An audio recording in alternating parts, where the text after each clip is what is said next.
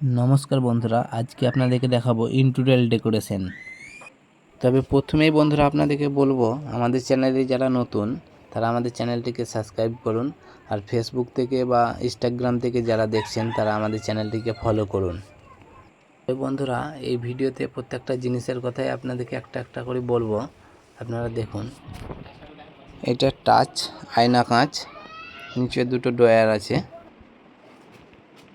আয়নার পাশে এটা কসমেটিক রাখার জন্য পাল্লা, উপরে এটা প্রোফাইল লাইটের কাজ করা আছে, দেখতে পাচ্ছেন। এটা এখন সিঙ্গেল পাল্লা, তার পাশেরটি এটা ডবল পাল্লা, লক করা আছে। নিচে এখন ড্রয়ার আর হ্যাঙ্গার লাগা আছে বড় জামা কাপড় রাখার জন্য। এই পাল্লাটিতে ডোর প্রোফাইলের কাজ করা আছে সিঙ্গেল, এখানেও আবার ডবল পাল্লা।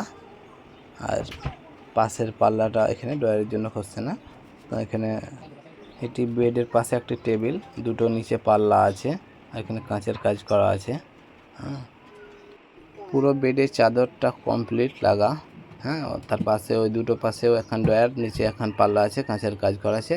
আর হেডবোর্ডে স্পঞ্জের কাজ করা আছে, দেখতে পাচ্ছেন। আর সিলিং কমপ্লিট, সিলিংয়ে লাইটসগুলো সব কমপ্লিট। এটি ডিনার সেটের শোকেস, আর পাশে আছে এটা এখন টিভি ইউনিট। তবে বন্ধুরা, পুরো কাজটাই আবার দেখানো হচ্ছে। তবে আমাদের এই স্ক্রিনে দেওয়া যে নাম্বারটি আছে সেটার সাথে যোগাযোগ করতে পারুন এই ধরনের ভিডিও পেতে বা এ ধরনের কাজ করার ইচ্ছা থাকলে। তবে বন্ধুরা, সুন্দর একটি সানমাইকার কালার, আপনার চেকের সাথে ফুল আছে, আর নিচে আপনার যে প্রোফাইল লাইট দেওয়া হয়েছে তার কারণে আরও ভালো লাগছে। তবে এই রুমটির সাইজ হচ্ছে 12 ফুট বাই 17 ফুট, তবে 14 ফুট বা 17 ফুট হলে আরও ভালো লাগতো।